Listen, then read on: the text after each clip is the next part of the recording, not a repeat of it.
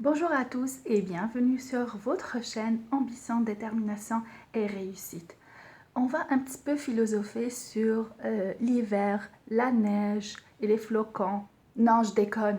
Nous sommes ici pour réussir, pour s'améliorer et mon objectif est de vous aider ou peut-être vous guider à travers les livres que je suis en train de lire et résumer pour vous pour atteindre l'excellence, la réussite et la richesse surtout.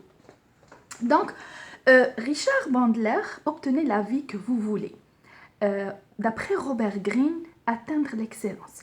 La réussite est l'apanage des génies.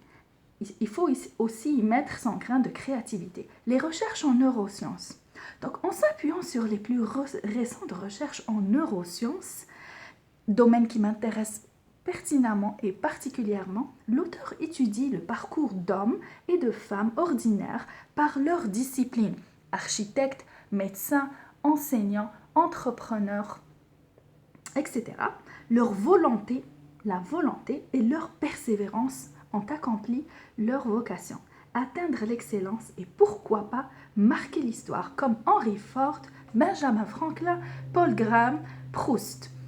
Moi, ce que j'ai été captée et ce qui m'a captée, pourquoi je suis partie emprunter ce livre, parce que je voulais en apprendre davantage sur l'excellence. Comment réussir à devenir excellent dans mon domaine. Et c'est ce qu'il explique. L'auteur met en lumière les valeurs à développer, les stratégies à mettre en place, les relations à tisser pour faire éclore les forces intérieures nous permettant de réaliser notre plein potentiel. Nous avons chaque individu a un potentiel, sauf que ce potentiel est enfoui, il est mal exploité, il est tout simplement présent, mais cette personne-là ne sait pas qu'elle a énormément de potentiel et qu'elle peut le mettre en pratique dans son domaine ou dans le domaine dont elle est passionnée, par exemple. Ok, mon intelligence résulte de mon travail opinâtre sur un projet.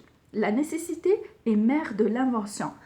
Nous avons eu besoin de lumière, nous avons eu besoin d'électricité. C'est pour ça qu'Edison a mis des centaines de millions d'heures à expérimenter jusqu'à ce qu'il puisse réussir son projet et avoir cette petite étincelle électrique qui nous permet aujourd'hui d'avoir la lumière. L'électricité. Ce sont les circonstances qui nous donnent une énergie et une capacité de concentration exceptionnelle. Donc, je tiens à préciser que la concentration, que lorsqu'on est concentré sur un projet ou lorsque notre capacité est au maximum, cela nous permet d'aller loin et d'atteindre notre plein potentiel. Notre esprit est alors totalement investi dans la tâche qui nous attend. Et ce phénomène s'appelle le flow.